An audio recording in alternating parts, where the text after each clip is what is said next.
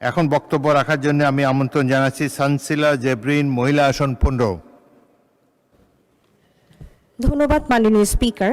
আমি ৭১ বিধিতে জরুরি জনগুরুত্বপূর্ণ বিষয় মাননীয় স্বাস্থ্যমন্ত্রীর বিশেষ দৃষ্টি আকর্ষণ করছি। আজ আমি সীমান্ত কন্যা শেরপুর জেলার প্রায় ১৭ লক্ষ মানুষের একমাত্র ভরসাস্থল শেরপুর সদর হাসপাতালের করুণ বাস্তবতার চিত্র তুলে ধরতে দাঁড়িয়েছি এই মহান জাতীয় সংসদে। যে হাসপাতাল মানুষের চিকিৎসা সেবা দেওয়ার কথা, সে হাসপাতাল আজ নিজেই আইসিইউতে চলে গেছে। মাননীয় স্পিকার, শেরপুর সদরের চরাঞ্চলের অধিকাংশ রাস্তাই বর্তমানে কাঁচা। সেই দুর্গম পথ পাড়ি দিয়ে যখন একজন অসুস্থ ব্যক্তি, একজন মুমূর্ষু রোগী কিংবা গর্ভবতী মা জীবন বাঁচানোর শেষ আশায় শেরপুর সদর হাসপাতালে এসে হাসপাতালের বেড না পেয়ে হাসপাতালের মেঝে, বারান্দা কিংবা করিডোরে দিনের পর দিন কাতরাতে থাকে, বিষয়টি অত্যন্ত হৃদয় বিদারক।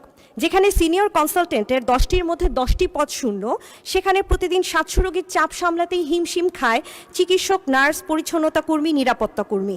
এখানে অ্যাম্বুলেন্স রয়েছে কিন্তু চালক নেই, 9তলা ভবন রয়েছে কিন্তু রোগীদের জন্য পর্যাপ্ত লিফট নেই। করোনাকালীন সময় শেরপুর সদর হাসপাতালে প্রায় 11 কোটি টাকা ব্যয়ে একটি আইসিইউ সিসিইউ ইউনিট নির্মাণ করা হয়েছিল, কিন্তু প্রয়োজনীয় জনবলের অভাবে বর্তমান শেরপুর সদর হাসপাতালের এই ইউনিটগুলো অকেজো হয়ে পড়ে আছে। দীর্ঘদিন তালাবদ্ধ থাকায় ইউনিটটি এখন মাদক সেবীদের আড্ডাখানায় পরিণত হয়েছে। এমনকি গুরুত্বপূর্ণ চিকিৎসা যন্ত্রপাতিও চুরি হয়ে যাচ্ছে। দালাল, চোর, ছিনতাইকারী ও মাদক সেবীদের অভয়ারণ্যে পরিণত হয়েছে হাসপাতালের একটি অংশ। পাশেই ময়লার ডাস্টবিনের দুর্গন্ধ যেন সুস্থ মানুষকে অসুস্থ করে তুলছে।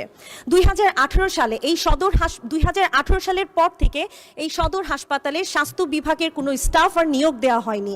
গত 8 বছরে 6 বারের মতো নিয়োগ পরীক্ষার তারিখ দেওয়া হলেও কোনো এক অদৃশ্য শক্তির কারণে পরীক্ষাটি বারবার পিছিয়ে যায়। মাননীয় স্পিকার, এই মহান জাতীয় সংসদে মাননীয় স্বাস্থ্যমন্ত্রীর দৃষ্টি আকর্ষণ করে বলতে চাই, অবহেলিত